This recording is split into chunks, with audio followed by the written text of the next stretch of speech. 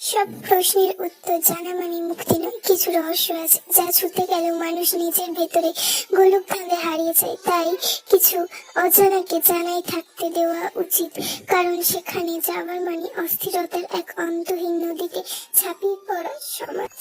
আর যে রহস্যের শেষে কেবল দহন, যেখানে পৌঁছে কি লাভ। কিছু না জানা মানে কখনো কখনো বেঁচে থাকা, কারণ সত্যের ভার সব কাঁধ বহন করতে পারে না।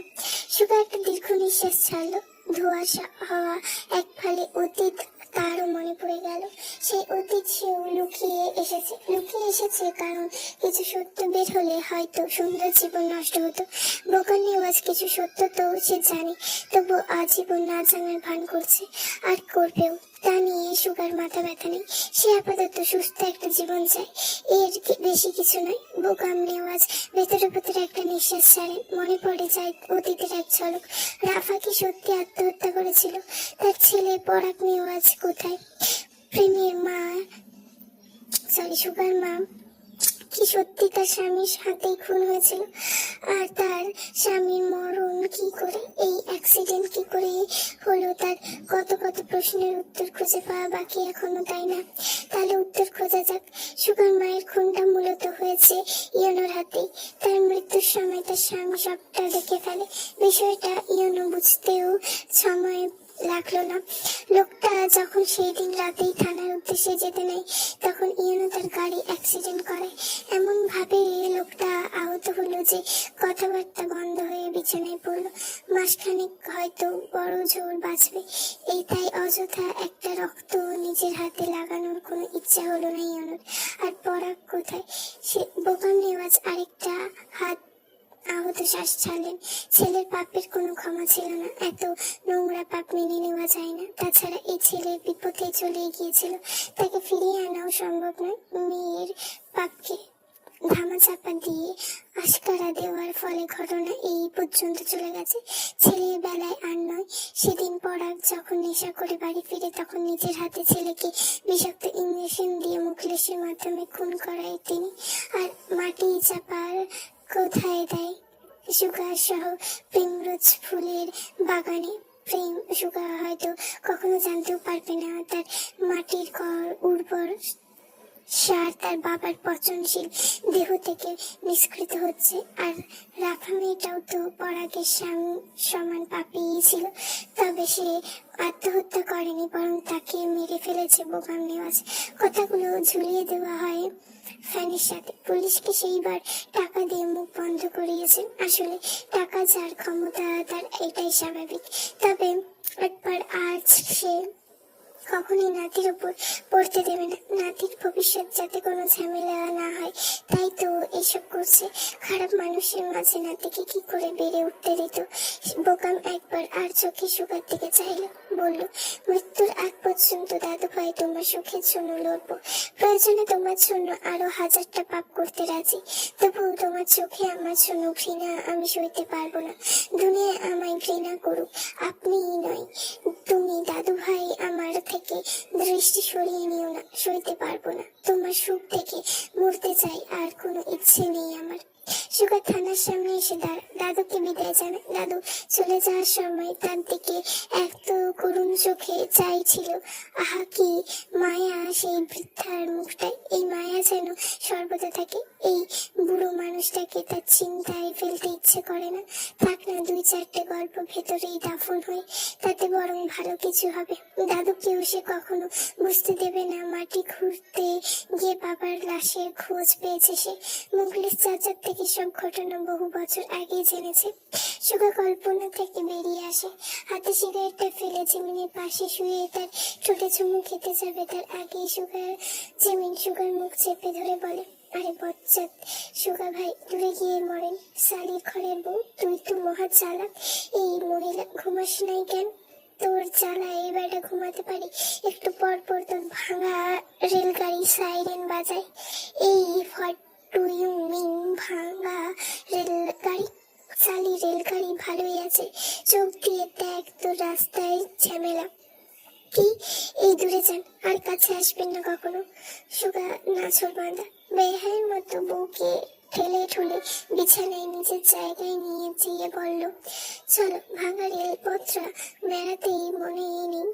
আমি বড় ইন্টেলিজিয়ান বলে সে ইন্টেলিজিয়ানগিরি করতে ব্যতিব্যস্ত হয়ে উঠল। কক্সবাজারের মেলার হাওয়া পেরিয়ে গাড়ি যখন পুরান ঢাকায় সরু গলিতে ঢুকলো, চিমনির বুকের ভেতর কেমন অদ্ভুত এক কম্পন উঠলো। ধুলো ভরা ভয়, পুরনো ইটের গন্ধ, তার মাথার উপরে ঝুলে থাকা রংচটা, তার সব যেন তাকে বলছে, স্বাগতম, তুমি আবার ফিরে এসো। সুখা গাড়ি থেকে নেমে দরজা খুলতে চিমনির চোখ আটকে গেল সামনে বিশাল লোহার ফকটকে নেওয়াজ কুঠির। এই বাড়ি তার জীবন বদলে দিয়েছে। দাদা বোকাম নেওয়াজ 2 হাত বাড়িয়ে এগিয়ে এলেন। আজ থেকে এই বাড়ি তুমি দেখে রাখবে বলে বাড়ির চাবির গোছাটা তার হাতে দিয়ে মাথায় হাত বুলিয়ে দিল। এই বাড়ি তাকে কত যন্ত্রণা দিয়েছে, কত স্মৃতি দিয়েছে, তবু আজ থেকে মনে হলো এখান থেকেই তার নতুন সুখের দিন শুরু হতে যাচ্ছে। এবার আর লুকাতে হবে না, ভেঙে পড়তে হবে না, কারণ সুখা আছে তার পাশে, তার সাথে, তার ভবিষ্যতে। সন্ধ্যায় জিমিন সবচেয়ে বেশি সারপ্রাইজ হয় এই বাড়িতে নিজের বাবা মা আর ভাইকে দেখে। সুখা আগেই একবার বলেছিল নেওয়াজ বাড়িতে ফিরে বাবা মার সঙ্গে দেখা করাবে। সে এত ব্যস্ততার মধ্যেও নিজের কথা রেখেছে। সবাইকে একসঙ্গে পেয়ে কি যে খুশি লাগছে।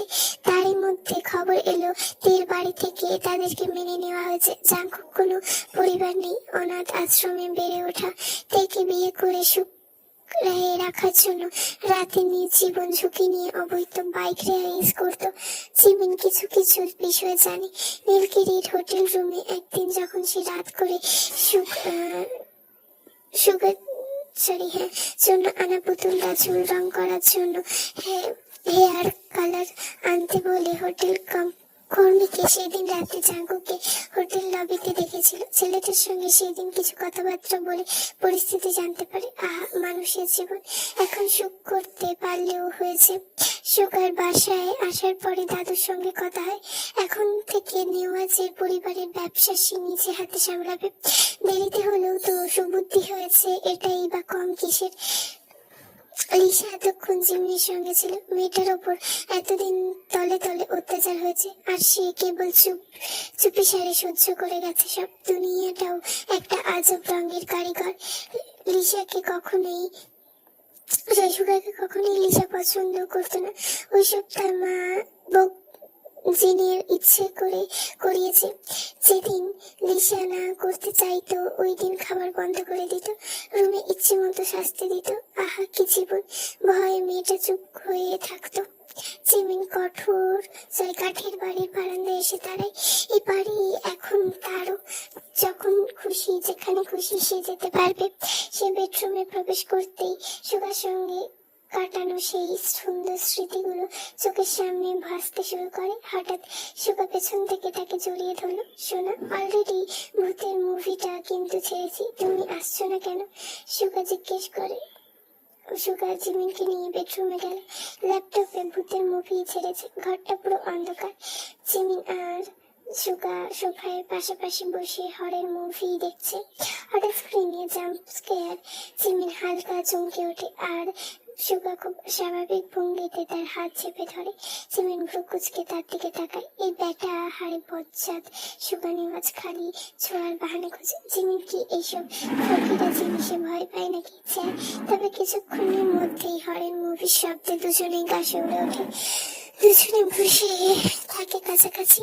অযথাই জিমিন কখনো বুঝতে পারছে সুগা নেওয়াজের সুবিধার লোক নয়। একটু একটু করে কাছে আসে, তাই না? সব বুঝে এই জিমিন। এসব কেন দেখাচ্ছেন? আমাকে ভয় দেখাচ্ছেন? সুগা হাসলো। বিক্রিয়ায় শুরু করার এক ধরনের প্রসেস, বুঝো না আমার সোনা?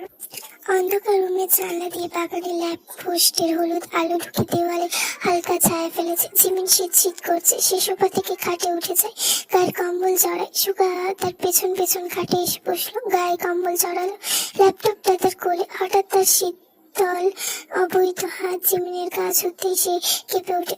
পর মুহূর্তেই সুগা রেগে বলল, কি বাল পড়েছ?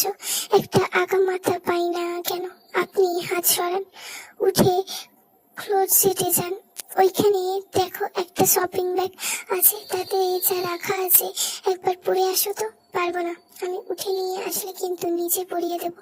আরে বাবা, যাচ্ছি, শালের ঘরে বউ, কয়দিন পর তোর আন্ডা বাচ্চার বাবা হব, আর তুই কিনা আমায় বাবা ডাকিস? নাউজুবিল্লাহ, আল্লাহ সবরে না। আরে যাও আগে। কিছুক্ষণের মধ্যে জিমিন সাদা রঙের একটা মিনি স্কার্ট আর মিনি টপ পরে হাজির হয়। এই ঠান্ডার মধ্যে এসব কি অত্যাচার! সুগা জিমিনকে নিচ থেকে উপর পর্যন্ত একবার পরখ করতেই জিমিনের মাথায় লজ্জার মাথা নিচু করে ফেললো। সুগা হাত বাড়িয়ে জিমিনকে নিজের কাছে এনে বসায়, গায়ের উপর কম্বল জড়িয়ে নিজের হাত ভেতরে ঢুকিয়ে শির শির করে উঠলো জিমিনের শরীর। মুখ দিয়ে বেরিয়ে এলো সুগা, ডোন্ট মেক এ নয়েজ। জিমিনের শরীরে যখন এসে এই গরমের হাত উষ্ণতা আরো সহ্য করতে পারলো না, তখন সুগা বাঁকা হেসে গায়ের উপর থেকে কম্বল সরিয়ে দেয়। খাটের থেকে নিচে নেমে জিজ্ঞেস করে, ওয়াইন আনছি? উফ, কি গরম যে লাগছে।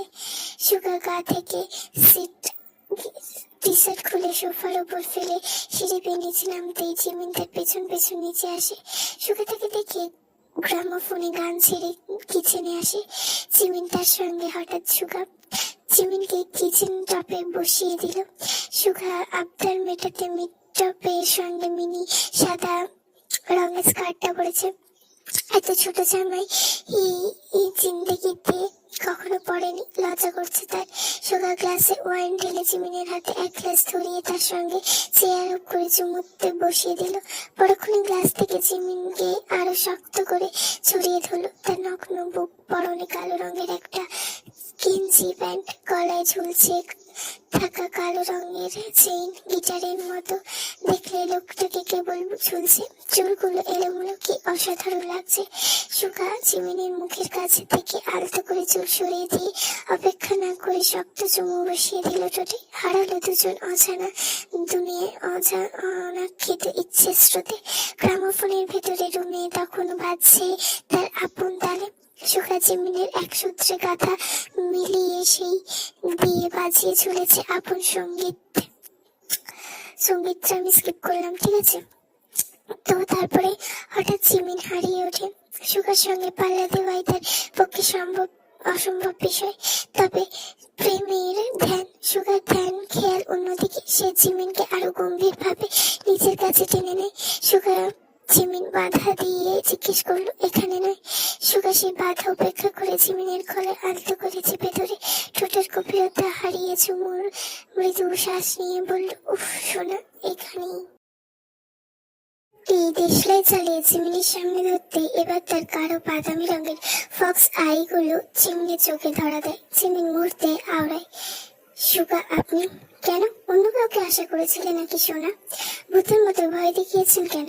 কারণ আমি তোমাকে ভয় দেখাতে ভালোবাসি। আমার ভালোবাসা খুব শক্ত আর হিংস্র, বুঝলে তো? সুগা তার নীতিকে সুগা দিয়ে ভালোবাসে। সবার থেকে আলাদা, সে আলাদা ভাবে রোমান্স করতে সে পারদর্শী। জিমিন উঠে দাঁড়িয়ে বলল, কি ভয়টাই না পেয়েছিল। ইমা, প্যান্ট ভিজে যায়নি তো? আর একটু হলে অবশ্যই যেত সালাদ জীবন। সুগা উঠে দাঁড়ায়। জিমিনের গালে আলতো করে হাত দিয়েই শীতল স্পর্শে কেঁপে ওঠে তার বুক, তার সর্বাঙ্গ। কি করছেন? করলাম কোথায়, তবে করব। ইস, এখন মুড নেই। আচ্ছা, এত বড় লোক হয়ে লাভ কি যদি বাসায় কারেন্ট না থাকে? আপনার বাসায় জেনারেটর বা আইপিসিএস নেই? আমার বাসায় আমি আছি, তাতে পোষাবে না? আবার জেনারেটর লাগবে, কি করবে সেটাতে? চরিত্র ঢিলা হলে নাকি? আরে যন্ত্রের কথা বলেছি। আইপিএস আর জেনারেটর মেশিনের সুইচ অফ বন্ধ করে দিয়েছি। সুগা সুগন্ধে মোমবাতিটা জ্বালালো। পরপর কয়েকটা, তাতে রুমে একটা মিষ্টি ফুলের গন্ধ ছড়িয়ে পড়লো। সুগা জিমিনের দিকে তাকিয়ে বলল, আজকে আমি তোমার দিকে তাকাবো আর তুমি আয়নার দিকে। মানে? সুগা কথা না বাড়িয়ে বনের আলোয় রুমের সুগন্ধে আয়নার সামনে থেকে পর্দা সরিয়ে দিয়ে জিমিনকে তার সামনে করালো। জিমিন তখন বুঝতে পারছে না এই উন্মাদ সুগা নেওয়াজ কি চাইছে। হঠাৎ আলতো করে সুগা জিমিনের চুলগুলো সরিয়ে ঘাড়ের কাছে সেই বাটারফ্লাই ছুঁয়ে দেখলো। তারপর তাতে আলতো চুমু বসিয়ে দিল। মুহূর্তে তার মৃদু কম্পনে বদলে গেল। জিমিন ছটপটানি উত্তপ্ত নিঃশ্বাস সুগার ঠোঁটের কোণে বাঁকা হাসি ফুটিয়ে তুলল। সে জিমিনকে আরো গম্ভীর পর্শে ফুটে ডুবিয়ে দিল। জিমিন তার পর্শে যত বেশি মরিয়া হচ্ছে, সুগার ঠোঁটে কোনো হাসি যেন ততই বেড়ে চলেছে। জিমিন শিহরে চোখ দুটো বন্ধ হয়ে আসতেই সুগা আলতো করে তার গাল চেপে ধরে তাতে আয়নার দিকে তাকাতে বাধ্য করলো। তারপর হুস্কি কণ্ঠে ফিসফিস করে বলল, আয়নায় থেকে চোখ সরাবে না। আজকে আমি তোমাকে দেখবো আর তুমি আয়নায় নিজেকে দেখবে সোনা। ক্লান্ত শরীর নিয়ে বিছানায় শুয়ে আছে সুগা আর জিমিন। সুগা নেওয়াজ জিমিনকে বুকে জড়িয়ে রেখেছে, পিঠে আলতো করে হাত বুলিয়ে দিচ্ছে। তো পিঠের হাট প্রেমের গলার আধুরীর গম্ভীর স্বর্য ভালোবাসা কেমন লাগলো? জিমিন লজ্জায় গম্ভীর মুখে বলে, ইসরে আপনি আবার জিজ্ঞেস করছেন? বেহায়া লোক একটা। সুগা হেসে ফিসফিস করলো, বইয়ের জন্য বেহায়া হওয়া দোষের না, গুণের। বুঝলে তো? না, বুঝিনি। জিমিন ঠোঁটে ক্ষীণ অভিমান। আসো তাহলে আবার বুঝাই। সুগা আরেকটু কাছে টানলো, এটা দিব ধরে। জিমিন ধমকে উঠলো, তুমি কি আসলে নিতে বাধা দিই কিসে? সুগা, আচ্ছা আচ্ছা, সরি সোনা। সুগার স্বর বদলে গেল। জিমিন একটু চুপ থেকে বলল, সুগা আপনাকে একটা কথা জানানো ছিল, সেটা একটু পরে শুনি। বলেই সুগা জিমিনকে নিয়ে উঠে দাঁড়ালো। তারপর বলল, আগে একটু চোখ বন্ধ করো, একটা জিনিস দেখানোর আছে। আবার কি? জিমিন বিরক্ত হলেও চোখ বন্ধ করলো। আরে একটু দেখোই না। জিমিন চোখ বন্ধ করতে সুগা তার হাতের তালুর উপরে কিছু একটা রাখলো। এবার চোখ খুললো। সে ফিসফিস করে বলল। চোখ মেলতে জিমিনের নিঃশ্বাস থমকে গেল। তার হাতের তালুতে চকচকে দুটো ভিআইপি কনসার্ট টিকিট, সেই প্রেমরোজ ব্যান্ডের, যেটা দেখার জন্য সে কবে থেকে সে তার বুকের ভিতর বইতে থাকা কঠিন ঝড় সামলাচ্ছিল। জিমিনের চোখ বিস্ময়ে বড় হয়ে গেল। এমা, এটা এটা তো সেই কনসার্টের টিকিট। সুগা মাথা নিচু করে হাসলো। তাকে শক্ত করে জড়িয়ে ধরে কেবল বলল, পিঠের হাটের স্বপ্ন পূরণ করাটা আমার নিজের চেয়েও বেশি জরুরি। আন্ডারস্ট্যান্ড সোনা? কনসার্টের রাত, আকাশে ঝকঝকে তারা, বাতাসে কেমন একটা আর্দ্রতা। শহরের আলো দূরে ঝলমল করছে, কিন্তু এখানকার মঞ্চ আলো ঝলকে যেন এক আলাদা জগৎ তৈরি করেছে। জিমিন ভিড়ের মাঝে দাঁড়িয়ে নিচের চোখে সবটুকু খেয়াল করতে লাগলো। মঞ্চ সাজানো হয়েছে, ঝকঝকে রঙিন লাইট, লাল নীল সব আলো একসাথে নাচছে, বিটের সঙ্গে তাল মেলাচ্ছে। ব্যান্ডের যন্ত্রপাতি ঝকঝক করছে, গিটার, ড্রাম, কিবোর্ড সবকিছু যেন পেশাদার নিখুঁত। মঞ্চের পাশে কয়েকটা বিশাল স্ক্রিনে ব্যান্ডের লাগানো জলজল করছে। ধীরে ধীরে ভিড় হয়েছে সবাই, উত্তেজনায় মুখে হাসি, চোখে উদ্দীপনা। জিমিন ভিড়ের মাঝে দাঁড়িয়ে চারপাশ দেখলো। কেউ লাইটের দিকে তাকিয়ে, কেউ ফোনে মুহূর্তগুলো ধরে রাখছে, কেউ গান গাইছে। কনসার্ট এখনো শুরু হয়নি। জিমিন আর তের দিকে তাকালো। জাংকুকের হাত ধরে আছে সে। দুজনের কি মাখো মাখো প্রেম। জিমিন একটা নিঃশ্বাস ছাড়লো। তার পাশে যেয়ে সুগানে জিমিন আজকে দুপুরের কথা মনে পড়ে গেল। 2 দিন ধরে করা পরিকল্পনা সব নষ্ট হলো। আজকে দুপুরে জিমিন জরুরি কিছু জিনিসপত্র যখন প্যাক করছিল, তখন সুগা তার সঙ্গেই ছিল। হঠাৎ তার একটা কল এলো। কথা বলে কল রাখতে সুগা বলল, পিঠের হাট একটা জরুরি রেসের শিডিউল পড়ে গেছে। স্পর্শরা আজই সময় দিয়েছে, মিস করা যাবে না, পুরো টিমের ক্ষতি। আমি? জিমিন কথা শেষ করতে দিল না। মানে আপনি আজ কনসার্টে যেতে পারবেন না? ওপাশে ভয়ানক নীরবতা। তারপর সুগা খুব আস্তে করে বলে, চেষ্টা করবো তাড়াতাড়ি শেষ করে আসতে। প্লিজ রাগ করো না সোনা। জিমিন ঠোঁট কামড়ায়, চোখ হঠাৎই ঝাপসা হয়ে আসে। সেই স্বপ্নটা বুকে লালন করছিল। আজ সেই দিন। সুগা থাকবে না। কথা বলতে বলতে গলা ধরে আসে। ঠিক আছে, কাজটা আগে করা দরকার। অন্তত একজন বাইক রাইডার হিসেবে তো এসব জিমিনকে বলতেই হতো। জিমিন একটা টিকিটের দিকে তাকালো। টেবিলের উপর রাখা ভিআইপি টিকিট দুটো যেন উপহার করছে। একটি যাত্রী অনুপস্থিত। গাড়িতে তুলে দেয় জিমিনকে সুগা। সুগা নিজে যেতে পারছে না বলে জাংকুককে পাঠিয়ে দিয়েছে। আর তো আছেই। দেখা যাক পুরান ঢাকার কাজ শেষ করে ঢাকায় পৌঁছানো যায় কিনা। জিমিন কিছুই ভালো লাগছে না। এখানে এত মানুষের ভিড়, সুবিশাল একটা স্টেডিয়াম, তবে যাকে সে খুঁজছে সে তো নেই। জিমিন আজ কিছুতেই মন ভেঙে বসছে না। এত মানুষের ভিড়ে তার শ্বাসরুদ্ধ লাগছে। সুবিশাল এই স্টেডিয়াম, চারিদিকে আলো, ধাতব শব্দ, তীব্র উত্তেজনা, অথচ যার সন্ধান সে করছে, যে মুক্তিকে এই মুহূর্তে পৃথিবীর সবচেয়ে বেশি প্রয়োজন, সে তো নেই। সুগার অনুপস্থিতি তার চারপাশের উজ্জ্বলতা ধুয়ে মুছে দেয়, নিজস্ব করে ফেলে। কিন্তু ঠিক তখনই চারিদিকে হট্টগোল, আচমকা চূড়ান্ত পৌঁছে গেল। মানুষের ঢেউয়ের মতো গর্জনে দাঁড়িয়ে পড়লো স্টেডিয়াম জুড়ে। তে জিমিনের বাহু ধরে টেনে ফিসফিস করে বলল, আরে পেছনে দেখ জিমিন, আধার আসছে। জিমিন ঘাড় ঘুরিয়ে পেছনে তাকালে এই মুহূর্তটা থমকে গেল। দর্শক সারির মাঝখান দিয়ে সোজা স্টেজ পর্যন্ত একটি সরু আলোর পথ তৈরি হয়েছে। সেই পথ ধরে এগিয়ে আসছে কালো হুডি পরা দীর্ঘদেহী এক পুরুষ। তাকে ঘিরে আছে 15-20 জন নিরাপত্তা কর্মী। হুডির নিচে তার মুখ পুরোপুরি ঢাকা, কেবল মাস্কের উপরে থাকা চোখ দুটো স্পটলাইটের আঘাতে ঝলসে উঠেছে। দুই পাশে দাঁড়ানো মানুষগুলো তাকে ছোঁয়ার জন্য হাত বাড়িয়ে দিচ্ছে। কেউ কেউ সিকিউরিটির বাহু এড়িয়ে সামান্য সামনে ঝুঁকে পড়ছে। ভিড়ের উত্তেজনা এতটাই তীব্র যে মনে হয় মুহূর্তের ব্যবধানে দাঙ্গার মতো বিশৃঙ্খলা শুরু হতে পারে। জিমিন ভিআইপি সিটটি ঠিক সেই পথে একেবারে সামনে এসে আধারকে এত কাছ থেকে দেখার ভাগ্য তারও হলো। স্পটলাইটের কঠিন আলোয় কালো হুডির ছায়া আরো গভীর হয়ে ওঠে। আর সে যখন কাছে আসে, জিমিন চারপাশে সমস্ত শব্দ এক মুহূর্তের জন্য নিস্তব্ধ হয়ে যায়। তবে এত নিরাপত্তা কর্মীর ভিড় থেকে তার কথা পাওয়া আসলে অনেক মুশকিল। স্টেজের আলোয় ধীরে ধীরে ম্লান হয়ে আসে। চারপাশে গাঢ় নীল অন্ধকার ঢেউ নেমেছে। কেবল মাঝখানে স্পটলাইটটি ধীরে জ্বলে উঠেছে একটি সূক্ষ্ম রূপালী আলো সরু স্তম্ভ, যেখানে দাঁড়িয়ে আছে কালো হুডি পরা আধার।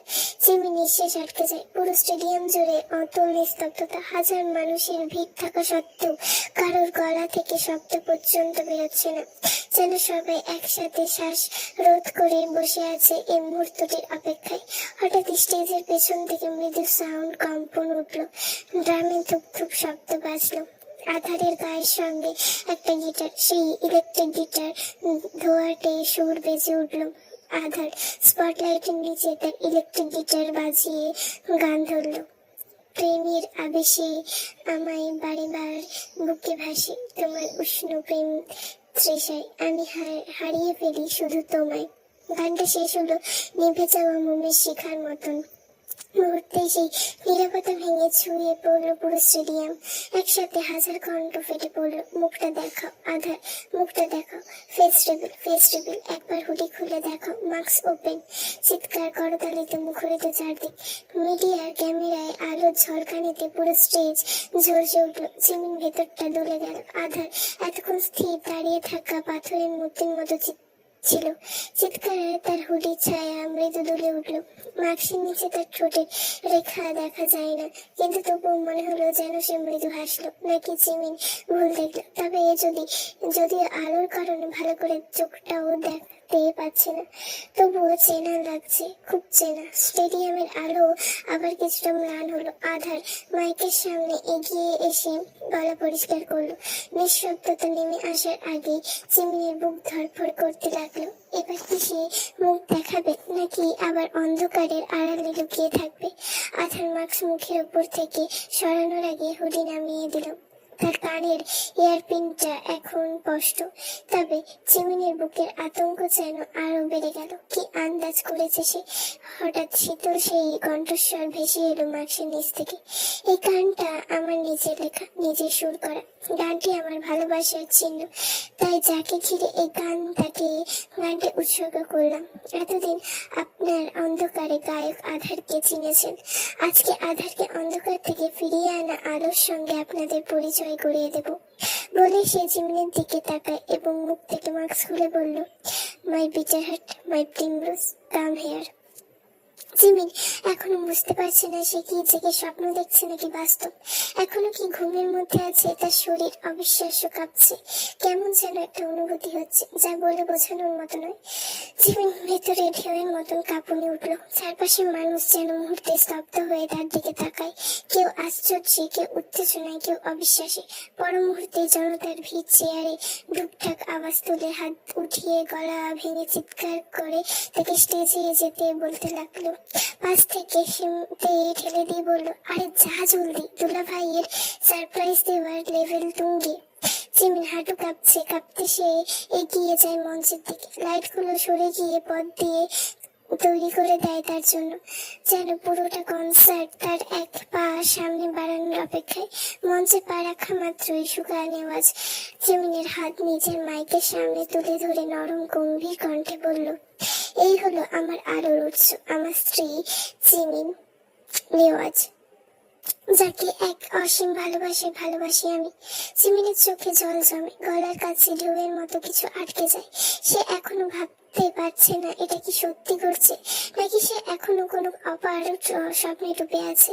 কিন্তু সুগার হাতের উষ্ণতা, তার চোখের গভীরতা আর সেই ঘোষণা যে তাকে পুরো বিশ্বের সামনে স্ত্রী বলে পরিচয় করিয়ে দিল, সবই মনে হচ্ছে এটা তার স্বপ্ন নয়, এটা তার জীবনের সবচেয়ে বাস্তব মুহূর্ত। জিমিন সুগা জিমিনের চোখের জল আলতো করে মুছে দিয়ে বলল, এই দিনটার জন্য আমার এত অপেক্ষা ছিল। দীর্ঘ অপেক্ষার প্রহর শেষ হলো জিমিন। কেমন সারপ্রাইজ দিলাম বলো তো জিমিন, তোমাকে ভালোবাসি। এই যে আজ সকলকে সাক্ষী রেখে বলছি, তোমায় আমি আমার জীবনের থেকেও বেশি ভালোবাসি। তুমি এভাবেই যে এই আধারের জীবনে আজন্ম জন্ম ত্যাগের মতোই থেকে যাবে তো। জিমিন আর নিজেকে থামাতে পারল না। হাজার মানুষের সামনে হুড়মুড় করে আধারের বুক ঠুকিয়ে গেল। চারিদিকে দর্শকের চিৎকার, করতালি, আলো ঝলমলে উন্মাদনা। পুরো পরিবেশ মুহূর্তেই আরো মুখরিত হয়ে উঠল। সুগা অবাক না হয়ে পারে না, তবে সেই অবাকের মাঝেও সে জিমিনকে শক্ত করে জড়িয়ে নেয়। জিমিনের চোয়ালে আলতো হাত রেখে গম্ভীর ভাবে চেয়ে চোখ মিলায়। সেই দৃষ্টির পরে এক ঝটকায় হাজারো মানুষের সামনে জিমিনের ঠোঁটে চুমু এঁকে দিল সুগা। দুজনের ঠোঁট এক হয়ে যায়। স্টেডিয়াম যেন নিঃশ্বাস ফেলে তাকিয়ে থাকে। কিন্তু ঠিক সেই সময় জিমিনের শরীর ধরে পড়ে। একই সুগা ধরে ফেলে তাকে। স্টেজের সামনে মানুষ হাহাকার, সুগার চোখে বিস্ময়। ওমা, চুমুর পাওয়ার তার বউটা সত্যি অজ্ঞান হয়ে গেল নাকি? হা করে গেল সুগা। আয় হায়, সর্বনাশ কাণ্ড। এখন কি সবাই বলবে স্বামীর চুমু সহ্য করতে না পেরে বউ স্টেজে জ্ঞান হারিয়ে ফেলেছে? সুগার মনে মনে আফসোস, হায় রে প্রেম, কাল সকাল ব্রেকিং নিউজে অন্য জন্য তৈরি হয়ে যা বাবু। হাসপাতালে জ্ঞান ফেরার পর জিমিন পিটপিট করে তাকাতে প্রথমে যাকে দেখলো তার নাম সুগা নেওয়াজ। জিমিনের চারপাশে একবার ভালো করে তাকালো, নাকি ফিনাইলের একটা গন্ধ আসছে। সুগা তার সামনে বসা, সে জিমিনের হাত ধরে জিজ্ঞেস করলো, এবার ঠিক লাগছে তো? বলো শোনা, শরীর ঠিক আছে তো? ঠিক করে খাওয়া দাওয়া করো না, যা খাও তাই জাঙ্ক ফুড। আজ থেকে তোমার ওইসব খাওয়া বন্ধ একবারে। আমার কি হয়েছে এখানে, কেন আমরা? সুগার রাগ উঠলো। আবার এমনি তাকে জিজ্ঞেস করে কি হয়েছে। সে রেগে গিয়ে বলল, তুমি মা হয়েছো আর আমি বাবা হয়েছি। এখন তোমায় ডেলিভারি করে আমি আমার আবিষ্কার প্রোডাক্টটা বের করতে এসেছি। হঠাৎ রুমের ভেতর ডাক্তার প্রবেশ করে বলল, আরে আপনি তো এখনো খবরই দেয়নি, এক্ষুনি বাচ্চার খবর ওর কি করে জেনে গেলেন? যাই হোক, তবে সবে তো 1 মাসের কাছাকাছি, ডেলিভার হতে অনেক সময়, এত তাড়াহুড়োর কিছু নেই। সুগার আছে কিন্তু জেনে ডাক্তারের দিকে তাকালো। সুগার কপাল চুঙ্গে তাকে জিজ্ঞেস করলো, আপনি কি বলতে চাইছেন? আমি ঠিক বুঝতে পারছি না। বুঝতে পারছেন না মানে? আরে আপনি বাবা হতে চলেছেন। আচ্ছা, আপনি সেই আধার না? আমি আপনার অনেক বড় ফ্যান, একটা অটোগ্রাফ দেওয়া যাবে? সুগা চমকে উঠে কি প্রতিক্রিয়া দেওয়া উচিত আপাতত বুঝতে পারছেন। খুশিতে হুশ জ্ঞান হারিয়ে উঠে ডাক্তারের কাছে যাই। আমার জিজ্ঞেস করে, কি বলেন আপনি? আবার বলেন। আমি আপনার ফ্যান, অটোগ্রাফ দেওয়ার কথা। আরে এর আগে আপনি বাবা হতে চলেছেন। সুগা খুশিতে আত্মহারা হয়ে ডাক্তারের চমকে বসে। যখন খুশি আসে তখন দেখতে পাই ডাক্তার তার দিকে অবাক হয়ে অদ্ভুত দৃষ্টিতে তাকিয়েছে। সুগা কি বলবে তার আগে ডাক্তার তাকে বলল, আমিও যখন প্রথমবার আমার বউয়ের প্রেগনেন্ট হওয়ার খবর জানতে পারি তখন আমি এরকম আত্মহারা হয়ে গিয়েছিলাম। তারপর কি ডাক্তারকে চুমু খেয়েছিলে? না, ডাক্তার তো আমিই ছিলাম। তো তাকে খেয়েছিলে নার্সকে, তারপর তারপর আর কি আমার বউ আমাকে দিয়েছে, কি দিয়েছে, কিক মেরে ছেড়ে দিয়েছে, তাই কষ্ট নার্সের কে বিয়ে করে ফেলেছি। সুগা জলদি জিমিনের কাছে এসে বলে বসে, বউ আমায় ছিল না, আমি ঠোঁটটা গঙ্গা জল দিয়ে পরিষ্কার করে আসবো। জিমিন হাসি পেল, এই লোক না, তবে সে তো ভুলেই গেছে আসলে কি সে মা হতে চলেছে। খুশিতে জিমিন সুগাকে জড়িয়ে ধরতে সুগা ডাক্তারকে ইশারা করে, ভাই টু মাচ পার্সোনাল কাজ করব, একটু যদি বাইরে যেতেন। ডাক্তার ভ্রুকুচকে বের হয়, মনে মনে হয়তো একটা প্রশ্ন, টু মাচ পার্সোনাল কাজ পার করে তো প্রোডাক্ট অর্ডার তো করে দিয়েছে, এখন আবার কি করবে। তবে মনে মনে এসব বলেও মুখে বলল, আমার অটোগ্রাফ। সুগা তীক্ষ্ণ চাহনিতে তার দিকে তাকিয়ে এসে বলে উঠল, আচ্ছা বাবা যাই, চোখ গরম করেন কেন।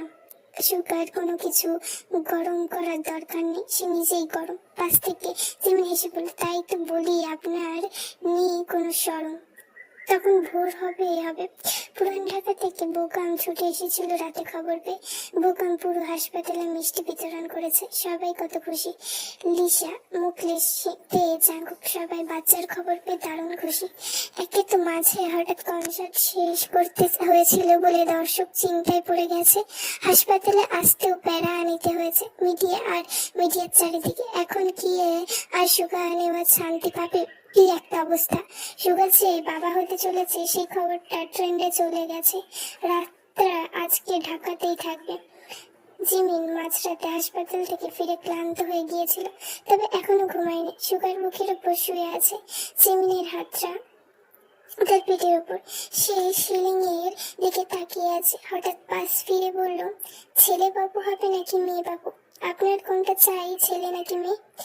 একটা হলেই হলো। আমি চাই তুমি আর আমি মিলে ছোট্ট এক আমরা জন্ম দিয়ে, আর কিছু না, যে আমাদের প্রেমের প্রমাণ হবে, না যে আমাদের প্রেমকে বাঁচিয়ে রাখবে। জিমিন সুগা জড়িয়ে ধরলো, জিমিন চোখ দুটো বন্ধ করলো। এবার যতটা সময় স্বামীর বুকে আরাম করে ঘুমিয়ে নেওয়া যায় আর কি। আজ এক সপ্তাহ হয়েছে পুরান ঢাকা থেকে সুগা আর জিমি সকালে ফিরেছে। আসার পর কত নিয়ম কানুন যে এই লোকটা তৈরি করলো, ঝুঁকা যাবে না, দৌড়াদৌড়ি করা যাবে না, একটা খাওয়া যাবে না, ওটা খাওয়া যাবে না, এত নিয়ম কানুন কি মারা যায়? রাত তখন 10টা বাজে। আজকে জিমি নেওয়াজ বাড়িতেই থাকবে। এই বাড়িতে সুগার দোতলায় তো বিরাট একটা রুম আছে, সেটা এই তো 2 দিন আগে জানলো। পুরোটা গানের সরঞ্জাম দিয়ে ভরপুর। এই কারণেই সুগা কখনো জানতে দেয়নি এখানে যে তার আরো একটা রুম আছে। আর ওই যে কাঠের বাড়ি, ওই রুমটাই সুগা জিমিন যেতে দেয়নি কখনো, সেটাও গানের জিনিসপত্র। সুগা যখন প্রথম দিন জানতে পেরেছিল জিমিন পিমরোজ ব্যান্ডের ভক্ত, তখন থেকে ঠিক করেছিল একদিন তাকে সারপ্রাইজ দেবে। যে সারপ্রাইজের কথা সে কখনো ভুলতে পারবে না। তাছাড়া ওই তেয়ের কত শয়তান হয়েছে, জাঙ্কুক তাকে জানানোর পরও একটু বলল না। যাক, ব্যাপার না। তবে মনে হচ্ছে বাংলাদেশে আর বেশি দিন থাকা যাবে না। সুগার আমেরিকা থেকে মিউজিক অফার এসেছে, আর সে পারিবারিক ব্যবসাটাও সেখান থেকেই নিয়ন্ত্রণ করতে যাচ্ছে। আজকে জিমিন জরুরি কাগজগুলো নিয়ে বাইরে থেকে সুগা নির্ঘাত পাসপোর্টের জন্য। জিমিন সুগার রুমে 1 পা 2 পা করে গেল, লিসার রুমে 1 পা 2 পা করে গেল। মেয়েটাকে বেশি বেশি সময় দেওয়ার চেষ্টা করে সে, মেয়েটাও তাকে সময় দেয়। জিমিন লিসার রুমে যেতেই দেখলো সে গান ছেড়ে নাচানাচি করছে। জিমিন আর লোভ সামলাতে পারল না, লিসা ওকে রিমোটটা দিয়ে সাউন্ড বাড়ানো। লিসা বলে উঠলো, ওমা এত সাউন্ড দিয়েছো, সুগা ভাই জানলে কেলাবে। তার আসতে দেরি আছে, সে এখনো বাইরে। আর নাচানাচির জন্য গান একটু বাড়িয়েই দিতে হয়, চলো একসঙ্গে নাচি। কিন্তু তোমার তো নাচানাচি এখন একেবারে বন্ধ। বাবুর বাবা জানতে পারলে বাবুর ফুপু সহ মার খাবে। বাবুর বাবা জানলে তো। আর আমি আজকে রিলিজ ভিডিওতে দেখছি নাচানাচি করলে বাবু হেলদি হয়, এটা একটা এক্সারসাইজ, বুঝলে তো ননদিনী? ও তাই নাকি? আরে হ্যাঁ, তাহলে চলো তো নাচি। দুজনে আগামাথা ছাড়া নাচ দিয়ে ব্যস্ত। কোনো নৃত্যশিল্পী এই নাচ দেখলে মির্কি রোগ বলে আখ্যায়িত করতে, কিন্তু তাতে কি আসে যায়? যে তিন বেরিং মনে আনন্দে জোগাড় মূল্য, তো সেটাই হচ্ছে নৃত্য। হঠাৎ গানটা বন্ধ হয়ে যেতেই লিসা আর জিমিন থেমে যায়। জিমিন বিরক্ত নিয়ে বলে, উফ, এই ঘোড়ার ডিম চুপ হয়ে গেল কেন? হঠাৎ লিসা জিমিনের পেছনের দিকে তাকায়, কাপা গলায় বলে, মানে পেছনে দেখো। জিমিন বিরক্ত নিয়ে বলে, পেছনে কি? যেভাবে কাঁপছো যেন হাড়ে বজ্জাত হাইব্রিড করলা চলে এসেছে। বলে জিমিন পেছনে ফিরে দেখলো দেয়ালের সঙ্গে হেলান দিয়ে এক হাত পকেটে গুজে দাঁড়িয়ে আছে সুগা, অন্য হাতে রিমোটটার, যেটা জিমিন খাটের উপর ছুঁড়ে ফেলে নাচানাচি করছিল। লিসার শীতল দৃষ্টি দেখে সুগার শীতল দৃষ্টি দেখে জিমিনের কলিজা হাতে চলে আসে। কি করবে এখন? আল্লাহ, আজকে তো মার বকা একটাও মাটিতে পড়বে না। জিমিন মেকি হাসিয়ে দেওয়ার চেষ্টা করে বলল, আরে আপনি কখন এসেছেন? সুগা কিছু বলল না, কেবল বাঁকা হাসলো। তবে ওই হাসি সুবিধা না, আজকে নির্ঘাত এই ফুটো কপালে আরো দুটো ফুটো করবে মিস্টার সুগা নেওয়াজ। জিমিন রুমের মধ্যে মাথা নিচু করে বসে আছে। আপাতত রুমের দরজা লাগানো, পালানোরও পথ নেই। এবার একেবারে জায়গার মতো সুগা নেওয়াজের ফাঁদে পড়েছে সে। জীবনে এভাবেও কেউ বাঁশ খায়, যদিও এখন বাঁশ খেতে খেতে খাদ্যের তালিকায় তা অতি পছন্দের হয়ে গিয়েছে। সুগার গায়ে একটা সাদা শার্ট, তাকে দেখলে এই শীতের মধ্যে উষ্ণতার অনুভব করে জিমিন, তাই তাকানো যাবে না। এমনিতে একটা বাস নিয়ে দাঁড়িয়ে আছে। হঠাৎ সুগা বলে উঠলো, লুক অ্যাট মি। জিমিন তাকালো না। তা দেখে সুগা আর তার থুতনিতে আঙুল দিয়ে মুখটা উপরে তুলে বলল, তোমাকে নিষেধ করেছিলাম না ওসব করতে? বলো কেন অবাধ্য হয়েছ? মানে চুপ, যেটা বলেছি সেটার উত্তর দাও। আচ্ছা, আর হবে না, সরি। এই যে কানে ধরছি না বলছি, এত সারাক্ষণ ক্ষমা আমার দরবারে গ্রহণযোগ্য নয়। তুমি যতবার কথার অবাধ্য হবে আমি ততবার তোমাকে নতুন নতুন ভাবে শাস্তি দেব। Are you ready? জিমিন চুপ করে থাকে। সুগা তাকে টেনে কাছে এনে তার ঘাড়ে চুমু খেল। জিমিনের শরীর কেঁপে উঠলো, খামছে তুললো সে সুগাকে। স্পর্শ বৃদ্ধির সঙ্গে সঙ্গে বাড়লো জিমিনের মরিয়া হয়ে ওঠার মাত্রা। তবে হঠাৎ করে সুগা থেমে গেল। জিমিনকে ছেড়ে দিয়ে বলল, যাও ঘুমিয়ে পড়ো। প্লিজ সুগা, আমাকে ভালোবাসো প্লিজ, আমি শান্তি চাই। কিন্তু তুমি তো এখন কিছু হবে না। সুগা মুচকি হেসে জিমিনকে কোলে তুলে আলতো করে বিছানায় ছড়িয়ে দিল। বাতি বন্ধ হয়ে হারিয়ে গেল দুজনের মধ্যেকার। সকাল সকাল আজকে এতে এসেছিল। জিমিনের ফোনে মায়ের সঙ্গে কথা বলে মাত্র ফোনটা রাখলো। সুগা আজকে গানের রেকর্ডিং আছে, সে স্টুডিওতে গেছে, জাংকুকও গেছে তার সাথে। ওদের ফিরতে আজকে দেরি হতে পারে, তাই দেখে জাংকুক জিমিনের কাছে রেখে গেছে। এমনিতেও বাসায় একাই থাকে। জিমিন বোধহয় সেই সেমিস্টার মিস হয়ে যাবে। কাল রাতে সুগা ওয়াশিংটন যাওয়ার কথা বলেছিল।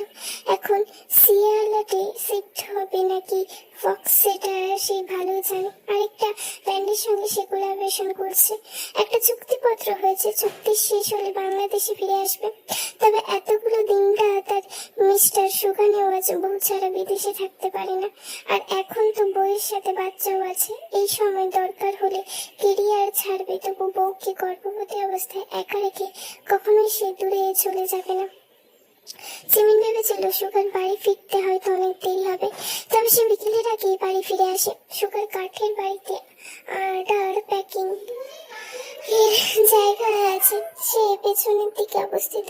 সুগাকে আরো অনেক পাশে পথে আসতে দেখেছে, তবে আজকে আসলে আসতে পারে। মাথায় উল্টো পাল্টা কিছু আসেনি। আজকে সুগা জিমিনকে সে পার্কি লডে নিয়ে আসে। এখানে সে জিমিনের চোখ ছানা বড়। মনে হচ্ছে পৃথিবীর সব দামি বাইকগুলো কালেকশন করে আসতো একটা গোডাউন বানানো হয়েছে এখানে। জিমিন বেশ কিছুক্ষণ তাকিয়ে থাকে সেই বাইকগুলোর দিকে। শেষ সুগা তুমি বাজাতে শেষে সুগা তুলি বাজাতেই সে হাসতে বাধ্য হয়। সুগা হাঁটু কেটে জিমিনের সামনে ভালোবাসি বিটের হার্ট মাই প্রিমরোজ। জিমিন সুগা থুতনিতে আঙুল স্পর্শ করিয়ে তাকে দাঁড় করিয়ে বলল, চলুন আরো একবার বাইক রাইড করে যাক। মোটেও না, একবার প্লিজ। যদি বাইক রাইড না করতে দেন তাহলে বুঝবো আপনি আমাকে কম ভালোবাসেন। সারির ঘরের বউ, এখনো তোর খালি করতে পারবো। যাও গিয়ে জামা বদলে এসো, তবে গুনে গুনে 5 মিনিট অপেক্ষা করবো। ততক্ষণে যদি না আসতে পারো তাহলে তোমার বাইক রাইড করার সুযোগ শেষ হয়ে যাবে। তখন সুগা পুরোটা শেষ করার আগেই জিমিন দৌড়ে বাড়ির দিকে দৌড়ায়। সুগা চিন্তায় পড়ে যায়, পেছন থেকে বলে, আরে আসতে বউ, তুমি এখন আমার বাচ্চা নও। জিমিন তৈরি হয়ে বের হতে পাক্কা 8 ঘন্টা সময় লাগে। জিমিন আসতে সুগা হাত ঘড়ির দিকে তাকিয়ে চোখে সানগ্লাসটা লাগিয়ে বাইকে বসে পড়লো। জিমিন চারপাশে একবার তাকিয়ে বলল, আমার বাইকটা বের করেননি? একটু করলে কি হয় এমন? পেছনে উঠে বসো। মানে কি? 5 মিনিট সময় দিয়েছিলাম, তুমি আমায় এক্সট্রা 25 মিনিট খরচা করছো। তোমাকে এই শীতের মধ্যে বাইকে নিয়ে যাচ্ছি, এটাই অনেক। জিমিন হাবার মতন বাইকে উঠে বসে। বাইক বাড়ির সীমানা ছেড়ে হাইওয়েতে কিছু পড়ছে। হাইওয়েতে পৌঁছাতে জিমিনের পেছন থেকে সুগাকে খোঁচা দিয়ে শুরু করলো। একটু পর পর এখানে ওখানে স্পর্শ করা। সুগা বারবার নিজের আত্মরক্ষার জন্য জিমিনের হাত ছাড়িয়ে নিচ্ছে, যাতে কি জিমিন আরো মজা পাচ্ছে, তার দুষ্টুমি মাখা বাড়ছে। শেষে সুগা হেলমেট নিচ থেকে বলল, ছি জুনিয়র, আমার মতো শুদ্ধ পুরুষকে একা মানে ইজ্জত নিয়ে ছিনিমিনি খেলতে চেষ্টা করছো? বলে দিচ্ছি, একবার মামলা করব, মানহানির মামলা। ওরে আমার শুদ্ধ পুরুষ, শুদ্ধতা দিয়ে বাচ্চা পয়দা করে ফেলেছেন আপনি, এখন শুদ্ধগিরি দেখাচ্ছেন? তোমার বিশ্বাস হয় না আমি যে শুদ্ধ পুরুষ? তাহলে চলো আশেপাশে কোথাও থেমে তোমার প্রমাণ দেখাচ্ছি। ইস, এই যে আপনার সুই ঘুরে ফিরে একই জায়গায় আটকায়। হ্যাঁ, আমার সুই ঘুরে ফিরে আমার সুতোয় গিয়ে থেমে, তবে গবেষণার মোতাবেক সুই কিন্তু মেয়ে। আরে হ্যাঁ, সুই মেয়ে আর সুতো ছেলে, তাই সুইয়ের মধ্যে মানুষের সুতোকে ঢুকিয়ে দুটো বিক্রিয়া সেলাই কার্য করে সুই আর সুতোর বিক্রিয়া না হলে বউ সেলাইয়ের জন্ম কি করে হতো বলো তো?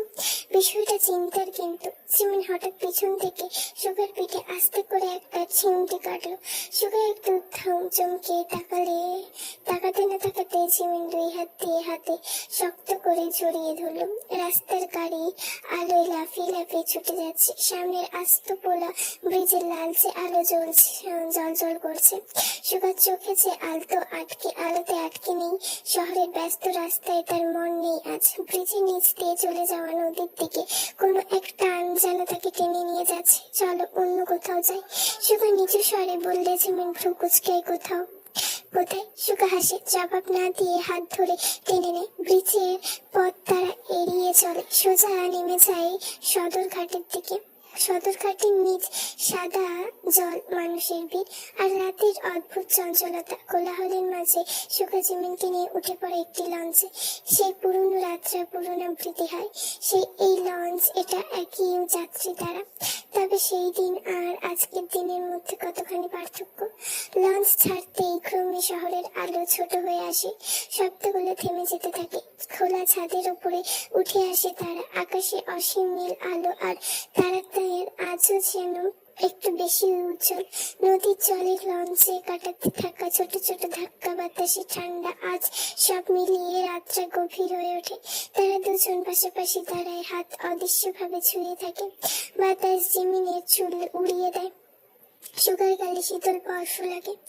বাইরে কি ঠান্ডা, জিমিনের কাপা গলায় বলে। সুগা হালকা হাসি নিচের জ্যাকেট খুলে তার কাঁধে জড়িয়ে দেয়। নদীর জল কালো আয়নার মতন, আর সেই আয়নায় তারা ভরা আকাশ দুজনের অনুচ্চারিত অনুভূতিকে প্রতিফলিত করছে। এই রাত, এই নদী আর এই বাতাস সেদিনের মতোই, কেবল তারা দুজন আজ একটু বেশি কাছাকাছি। নদীর বাতাস থেমে থেমে যেন জিমিনের মুখে লাগে, চুলের গোছা উড়িয়ে যায়। সুগা পাশে দাঁড়িয়ে তার দিকে তাকিয়ে থাকে, চোখে কোনো শব্দ নেই, কিন্তু যেন অগণিত কথা জমে আছে। লঞ্চ নদীর বুক চিরে এগিয়ে যাচ্ছে ধীরে ধীরে। জিমিন আস্তে করে বলল, সুগা, আপনি কি পুরোটা জীবন এভাবেই পাশে থাকবেন? শুধু ভালো কিছু না, খারাপ দিনও? সুগা সোজা তাকায় তার চোখে, দীর্ঘশ্বাস নেই। আমি পাশে থাকবো, কেবল তোমার সুখের সাথী হয়ে নয়, তোমার কান্নার দায়িত্ব নিয়েও। জিমিন ভ্রু কুচকে হালকা হেসে ওঠে। যদি কখনো আমি আপনাকে ক্লান্ত করে ফেলি? সুগা কাঁধে হাত রেখে বলল, ক্লান্তি হয় কাজের, ভালোবাসার নয়। জিমিন নিঃশব্দে হাসলো। তাহলে আমি যদি বদলে যাই, যদি আমার বদলে যাই, সুগা উত্তর দেয়, সময় বদলাবে, রং বদলাবে, স্বভাব বদলাবে, শুধু একটা জিনিস বদলাবে না, তুমি আমার আপন হওয়া সত্য। তুমি দীর্ঘ দীর্ঘ শ্বাস নিয়ে চোখ নামিয়ে বলল, আপনি এত নিশ্চিন্ত কেন? সুগা তার হাত ধরে দৃঢ়ভাবে বলল, কারণ তোমাকে পাওয়ার পর জীবনটা আর প্রশ্ন নেই, সময় এখন উত্তর। জিমিন তার হাত আরো শক্ত করে চেপে ধরে, তাহলে আমার একসাথে শুধু এখন নয়। সুগা হাসে, থমকে গিয়ে ফিসফিস করে, সময় যত দূরেই যাক, শ্বাস যত দিনেই থাকুক, আমার দুজন একই পাশে থাকবো। হয়তো পথ বদলাবে, বয়স বদলাবে, স্মৃতি বদলাবে, কিন্তু হাতটা নয়।